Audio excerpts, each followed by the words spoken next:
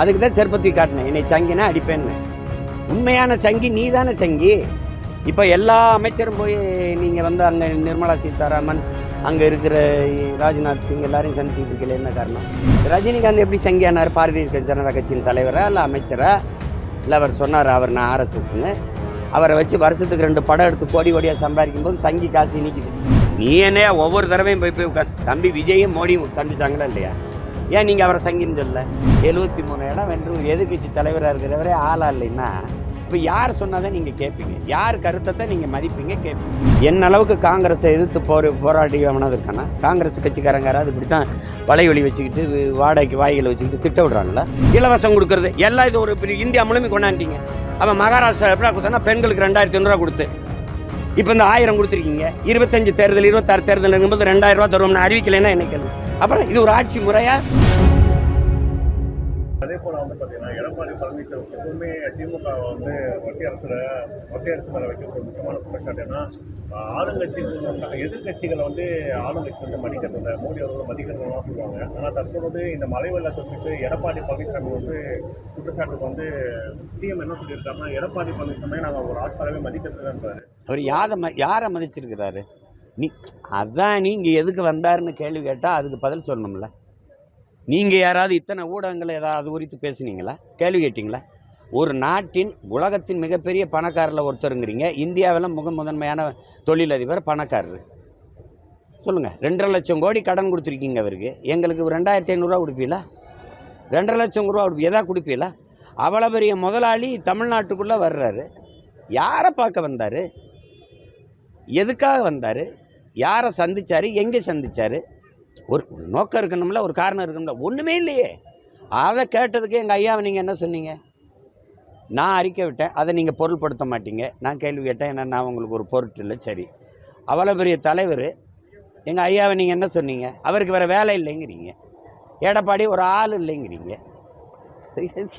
என்னது சொல்லுங்கள்? 73 இடம் வென்று எதிர்கட்சி தலைவராக இருக்கிறவரே ஆளா இல்லைன்னா இப்போ யார் சொன்னாதான் நீங்கள் கேட்பீங்க? யார் கருத்தை நீங்கள் மதிப்பீங்க, கேட்பீங்க? அதே போல வந்து பார்த்தீங்கன்னா அதானியோட வருகையை வந்து முதல்ல ஊடகங்கள் தான் அந்த செய்தியை வெளியிட்டாங்க. ஊடகங்கள் வந்து இது குறித்து அவர்கிட்ட கேள்வி கேட்டு நீங்கள் பேசணும்ல. இப்போ நாங்கள் கேட்குற இந்த கேள்வி கேட்குறோம்ல, நானும் எங்கள் ஐயா மருத்துவர் ராமதாஸ் ஐயாவோ பேசுனதை நீங்கள் யாரை தான் சந்திச்சாருன்னு கேட்கணும்ல. எதுக்கு வந்தார்? எந்த ஒப்பந்தமே போடலைன்றீங்க 3 ஆண்டுகளில். அப்போ எப்படி அமெரிக்க நீதிமன்றம் அப்படி ஒரு குற்றச்சாட்டை வைக்குது? சொல்லுங்கள். மழை பாதிப்பு பகுதிகளை நீங்கள் நேரில் போய் பார்க்க வாய்ப்பு இருக்காது? பார்ப்போம். அங்கே நான் இங்கேருந்து போகணுன்னு நான் வேறு வேலைகளை திட்டமிட்டிருக்கோம் இல்லையா? இப்போ அவங்க வந்து அங்கங்கே இருக்கிற எங்கள் கட்சி பிள்ளைகள் ஓடி போய் உதவுவது பார்க்குவது செய்வாங்க. ஏன்னா இப்போ திருவண்ணாமலையில் இருக்கிற பிள்ளைங்கள் அதெல்லாம் நான் சொல்லி செய்யணுங்கிறதில்ல. அது தன்னெழுச்சியாகவே எங்கள் பிள்ளைகள் தன்னுணர்வுலேயே செய்வாங்க. எச் ராஜாவுடைய வழக்கு பற்றி எப்படி பார்க்குறது? எச் ராஜா சரி, இப்போ எச் ராஜா வந்து தொடர்ந்து அவதூறுகள் பரப்பிட்டு வரதான் அவர் வந்து நீதிமன்றம் வந்து சிறைத்தனை விதிச்சிருக்கு. ஏன்னா தமிழகத்தில் வந்து பார்த்தீங்கன்னா அதிகமாக வெறுப்பு பேச்சு நபராக வந்து எச் ராஜா இருக்காரு. ஆனால் தற்பொழுது வரையும் அவர் மேலே நான் வந்து அது அவதூறு பேசுனது ஐயா எச் ராஜா அதை விட்டுருவோம். அதை தாண்டி அவதூறு பேசுகிற ஆளுகளை சொல்கிறேன். நீங்கள் ஏதாவது நடவடிக்கை எடுப்பீங்களா? அந்த வலைவலிகள் பேரெல்லாம் நான் சொல்லணுமா? உங்களுக்கெல்லாம் தெரியாதா? ஒரு கருத்தாக எதிர்கொள்ள முடியல. சரி, நான் களத்தில் நிற்கிறேன், என்னை திட்டுங்க. என் தாய், என் மனைவி, என் பிள்ளைகளெல்லாம் பேச வேண்டிய அவசியம் வருது. அந்த மாதிரி ஊடகங்கள்லாம் நாங்கள் வழக்கு கொடுக்க வந்தால் வழக்காக எடுத்திருக்கா இந்த அரசு?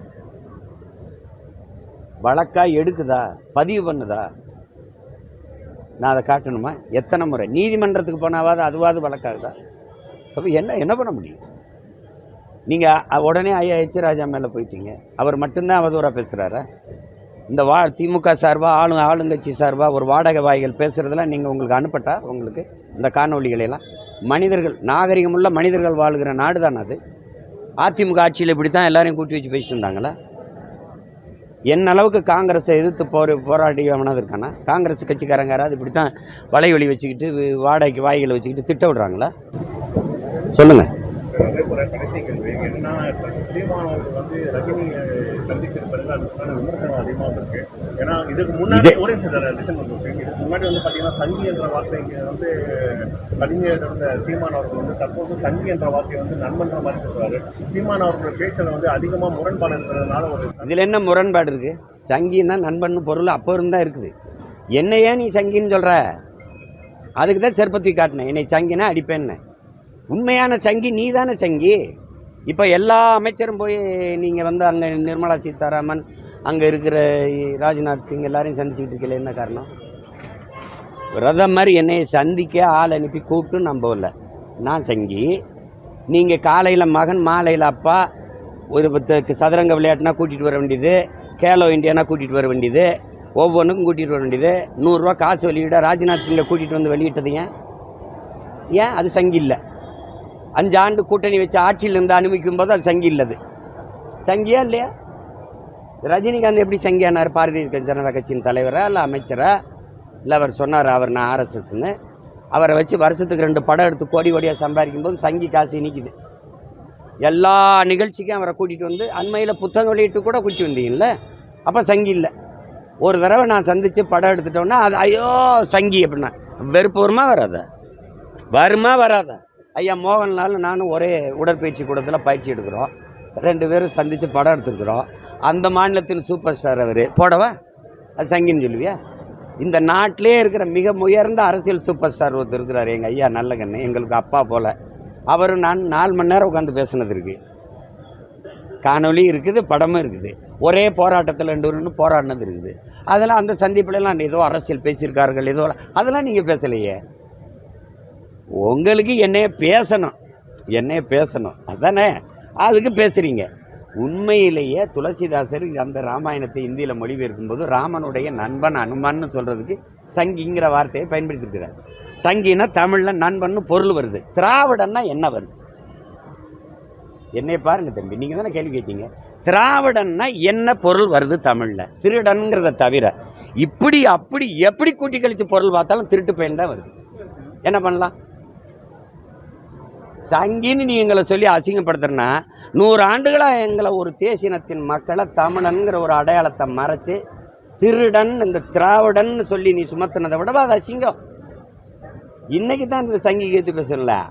ஐயா ரஜினிகாந்த் அவருடைய மகள் அவர் பாட்டு வெளியிட்டு உள்ளாவில் எங்கள் அப்பா வந்து இப்படி சங்கின்னு பேசுகிறது எனக்கு வருத்தமாக இருக்குன்னு அவங்க பேசியிருந்ததுக்கே நான் அவங்களுக்கு ஆறுதல் சொன்னேன். இதனாலெல்லாம் அவரை இழிவுபடுத்திட முடியுமா என்ன? சங்கி தானே அவர். எது கூப்பிடுற நீ? எதுக்கு அவரை வச்சு படம் எடுக்கிற? எதுக்கு அவர் பக்கத்தில் போய் நிற்கிற? அதை நீங்கள் கேட்கணுமா இல்லையா? ஒரு நீ என்ன ஒவ்வொரு தடவையும் போய் உட்காந்து தம்பி விஜயும் மோடியும் சந்திச்சாங்களா இல்லையா? ஏன் நீங்கள் அவரை சங்கின்னு சொல்லல? ஏன் சங்கி?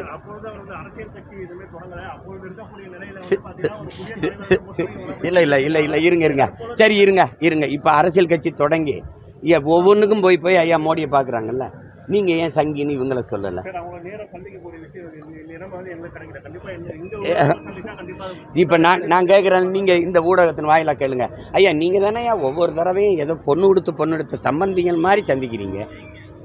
காலையில் நீங்கள் சந்திக்கிறீங்க, மாலையில் அப்படி ஏதாவது ஒரு மாநில முதலமைச்சரையோ விளையாட்டுத்துறை அமைச்சரையோ பிரதமர் மோடி அவர்கள் சந்திச்சாருன்னு ஒரு செய்தியை சொல்லுங்கள்.